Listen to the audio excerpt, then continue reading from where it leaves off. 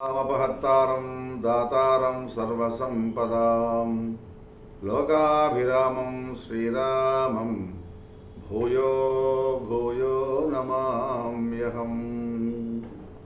బుద్ధిర్బలం యశోధైర్యం నిర్భయత్వమరోగత అజాడ్యం వాగ్భటుత్వంచ హనుమస్మరణాద్ భవేత్. జై శ్రీరామ్.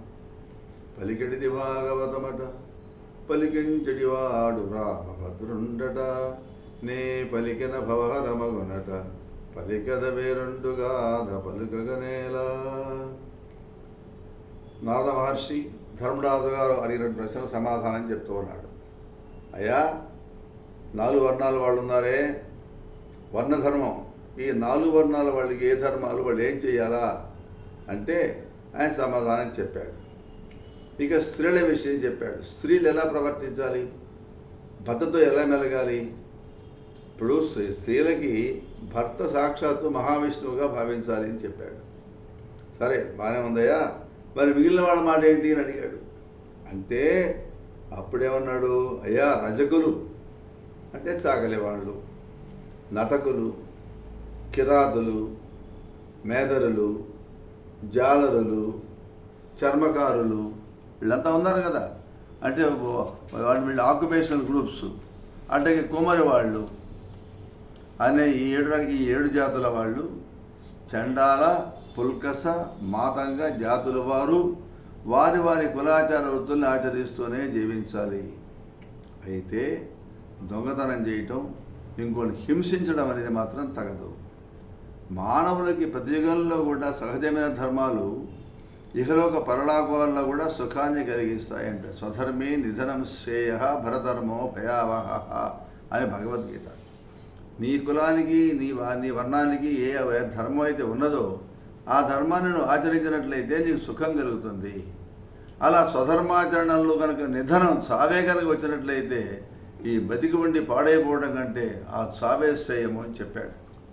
అలా చెబుతూ ఏ పరిస్థితుల్లో కూడా ప్రతియుగంలో సహజమైనటువంటి ధర్మాలు ఇహలోకంలో పరలోకంలో సుఖాన్ని కలిగించే ఉంటాయి కానీ అని పెద్దలు చెప్తున్నారయ్యా. తడవకు దున్నితే పొలం సారం కాస్త కోల్పోతుంది. అందులో చల్లిన ఉత్తరాలన్నీ కూడా మలచి ఏపుగా పైకి రావు. హోమగుండంలో నాన్ స్టాప్గా ఎడతెగకుండా ఎక్కువగా నెయ్యి పోస్తూ ఉంటే అగ్నికి దాహకత్వం అంటూ లక్షణం ఉంది కదా. పొయ్యంగా అది వెలగనే వెలగదు అన్నాడు.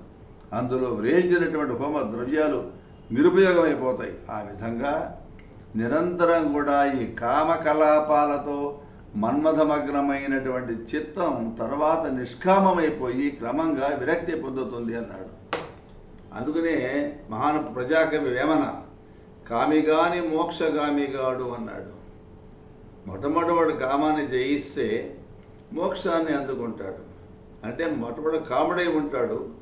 ఆ కామాన్ని విశేషంగా అనుభవించినందువల్ల విరక్తి పొందిన తర్వాత మోక్ష మార్గాన్ని చూస్తాడు అని చెప్పాడు వేమన. అలాగే పురుషుడు సాత్విక భావంతో నియమానుసారంగా తన యొక్క వంశాచారాలను నిర్వర్తిస్తూ ఉండాలి. అలాంటి మానవుడు క్రమంగా సహజంగానే కర్మ బంధాల నుంచి ముక్తుడైపోతాడు. జాతి మాత్రం వల్ల, అంటే జాతి వల్ల గొప్పవాడు కాబట్టి అని చెప్పి పురుషుడికి వర్ణనీయం చేయలేం మనం. అంటే వాడు పలానా జాతి వాడు ఇదే పని చేయాలని చెప్పడానికి వీల్లేదు. శమధమాది ధర్మాలు పాటించడం ద్వారా మాత్రమే వాడి జాతిని నిర్ణయించాలి అన్నాడు నారదుల వారు ధర్మదుడితోటి. అంటే భగవద్గీత దేమా చెప్తాం, జాతుర్వర్ణ్యమయా సృష్టం గుణకర్మ విభాగశః. వాడికి ఉండే గుణాలను బట్టి, వాడు చేసే కర్మలను బట్టి వాడు ఏ జాతి వాడో నిర్ణయిస్తాను తప్ప ఏదో ఒక కులంలో పుట్టాడు కాబట్టి ఆ కులంలో పుట్టిన వాళ్ళంతా అదే కులస్తులు అంటానికి వీల్లేదు. ఇక్కడ కులం వేరు, జాతి వేరు. కులం అంటే ఏమిటి? కొన్ని గుణాలతో ఉన్నటువంటి వాళ్ళ యొక్క సమూహం. ఇదిగో వీడు ఇట్లా ఉండాలి, వీడు ఇట్లా ఉండాలా అన్నట్టు. కాబట్టి కొన్ని గుణాల సమ్మేళనమే, కొన్ని గుణాలు ఉన్నటువంటి వ్యక్తుల యొక్క సమ్మేళనమే కులం. కాబట్టి ఏ కులం ఇవేం చేయాలా? శమధమ ధర్మాలను పాటించడం ద్వారా వాడి జాతి నిర్ణయిస్తాను తప్ప వాడేదో బ్రాహ్మణ దంపతులు పుట్టాడు కాబట్టి బ్రాహ్మణని, లేకపోతే క్షత్రియ దంపతులు పుట్టాడు క్షత్రుడే నిర్ణయం చేయలేము అన్నాడు. అంటూ అయ్యా కులం అంటే ఏమిటి, వాళ్ళ లక్షణాలు ఏంటని అడిగాడు ధర్మరాజు గారు.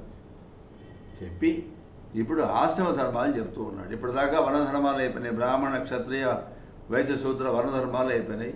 ఇప్పుడు ఆయన చెప్పబోయేది ఆశ్రమ ధర్మాలు చెప్తూ ఉన్నాడు. అవేంటి కూడా విందాం. జై శ్రీరామ్.